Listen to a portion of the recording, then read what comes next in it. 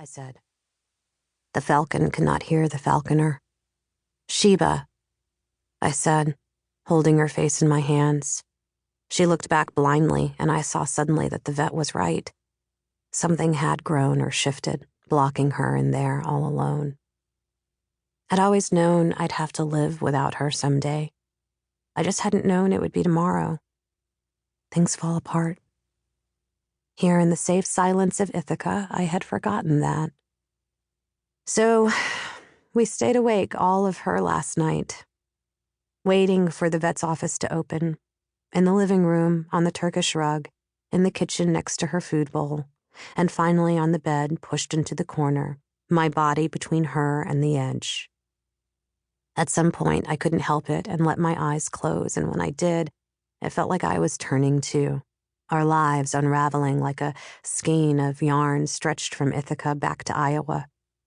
I see my husband patting his chest and holding out his arms, Sheba jumping into them. I see the lab wearing her like a bonnet on his head.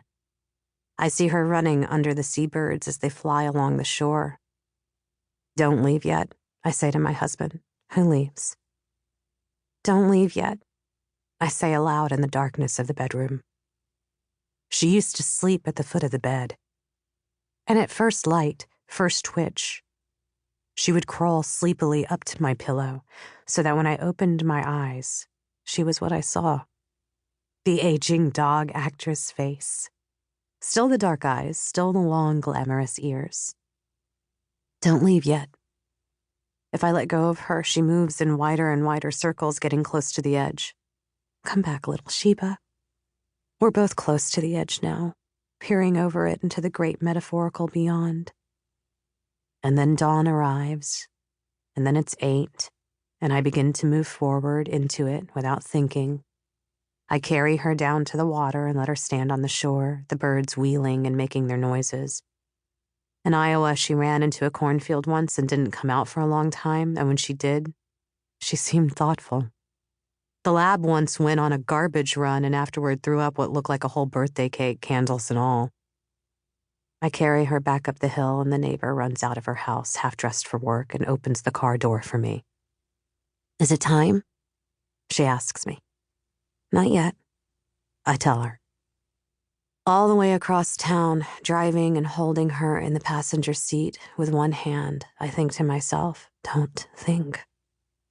All the way from Iowa to Ithaca, 800 miles, she stood in the back seat on the rolled-up rug, her chin on my shoulder, and watched the landscape scroll by. I feel her humming against my hand, trying to turn, and then we're turning, we're in the parking lot, we're here. It's time. Werner Hayflick spent the evening at his catering job, making white wine spritzers and mixing vodka with Tab in a spacious apartment overlooking Central Park. There were orchids, thick rugs, a dog with long blonde hair. He walked home late from the subway afterward, along the gated and padlocked streets of the Upper East Side. The trees on his block were scrawny and impervious, like invalid aunts. Once he had seen a parakeet in one of those trees, staring down at him, shifting from foot to foot.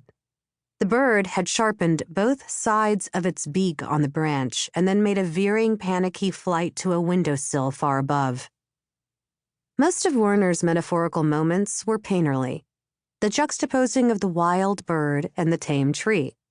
The shimmer of periwinkle. The splurt of titanium white that fell from it onto the pavement. He loved New York for its simple surprises, although in truth, Oregon and Iowa and Arizona and everywhere else had simple surprises as well. Cantaloupe-colored sunrises, banded cows, Dairy Queens, all kinds of things that didn't include black plastic mountains of trash and the smell of dog urine. But on that night, it wasn't like that. It was cold and fresh on the dark streets. He rounded the corner and his building came into view, a turn-of-the-century tenement where, right about then, just before midnight, December 19, 1991, another kind of New York surprise was taking shape. Deep inside the walls, 3 floors below Werner's apartment, a sprig of cloth-wrapped wire sizzled and then opened.